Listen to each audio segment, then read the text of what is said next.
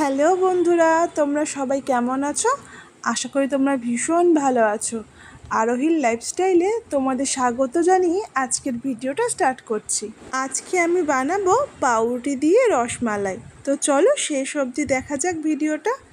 প্রথমে আমি 1 লিটার দুধ ভালো করে জাল দিয়ে নিয়েছি।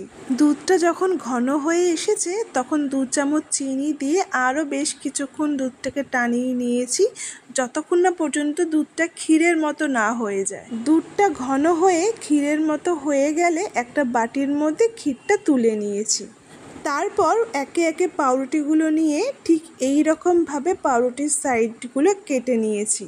পাউরুটিগুলি সব কাটা হয়ে গেলে একটা বেলনি চাকির সাহায্যে পাউরুটিগুলোকে এরকমভাবে প্রেসার দিয়ে ভালো করে বেলে নিতে হবে। এখন আমার সব কয়টা পাউরুটি বেলা হয়ে গেছে। তারপর পাউরুটিগুলির মধ্যে ক্ষীরের পুরটা দিয়ে রোল করে নিতে হবে। আমার সব কয়টা পাউরুটির মধ্যে পুর দেওয়া কমপ্লিট হয়ে গেছে। পাউরুটিটা দুধে ভেজানোর জন্য সেই কড়াইতে আবার 1 লিটার দুধ দিয়ে নিয়েছি। দুধটা ফুটে আসলে একটুখানি দুধ বাটির মধ্যে সরিয়ে রেখেছিলাম কেশরটা ভেজানোর জন্য।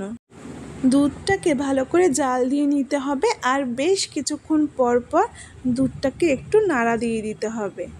দুধটা এখন অনেকটাই ঘন হয়ে এসছে। আমি যে আলাদা করে রেখেছিলাম কেশর দিয়ে দুধটা, সেটাও এখন দিয়ে দিয়েছি। এবার সামান্য একটু চিনি দিয়ে দুধটাকে নামিয়ে রেখেছি।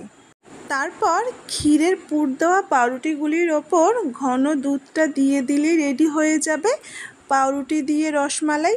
দোকানের রসমালাই তো অবশ্যই টেস্ট, কিন্তু বাড়িতে তৈরি পাউরুটি দিয়ে রসমালাই কিন্তু একেবারে কম যায় না।